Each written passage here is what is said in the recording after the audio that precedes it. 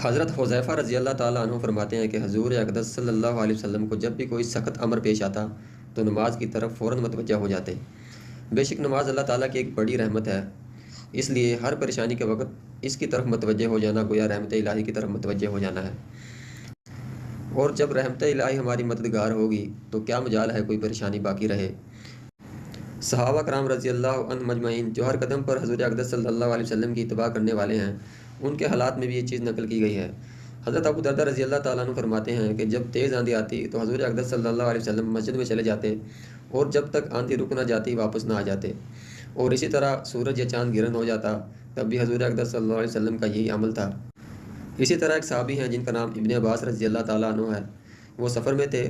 کہ ان کو اطلاع ملی کہ بیٹے کا انتقال ہو گیا ہے۔ وہ اونٹ سے اترے اور 2 رکعت نماز نفل پڑھی اور کہنے لگے انا للہ و انا الیہ راجعون، اور ساتھ ہی فرمایا کہ ہم نے وہ کیا جس کا اللہ تعالیٰ نے ہمیں حکم دیا، اور اس کے بعد یہ قرآن پاک کی آیت وَاسْتَعِینُوا بِالصَّبْرِ وَالصَّلَاةِ کی تلاوت فرمائی۔ تو اس بات سے آپ اندازہ لگا سکتے ہیں کہ صحابہ کرام کی زندگی میں دین کی کس قدر اہمیت تھی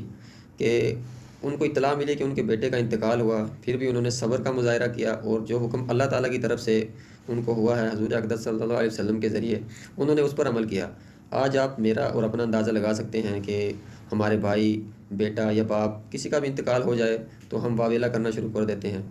غم کرنا اسلام میں منع نہیں ہے، غم کرنا چاہیے، لیکن حدود میں رہ کر۔ جو طریقہ کار حضور اقدس صلی اللہ علیہ وسلم نے ہمیں بتایا ہے اس کے مطابق ہمیں غم کرنا چاہیے، نہ کہ واویلا کرنا چاہیے۔ جس قدر آج کے زمانہ میں آپ دیکھ سکتے ہیں واویلا کیا جاتا ہے اور داڑھیں مار مار کر رویا جاتا ہے، تو ان چیزوں سے اسلام منع کرتا ہے۔ اللہ تعالیٰ مجھے اور آپ کو بھی اسلام کو صحیح معنوں میں سمجھ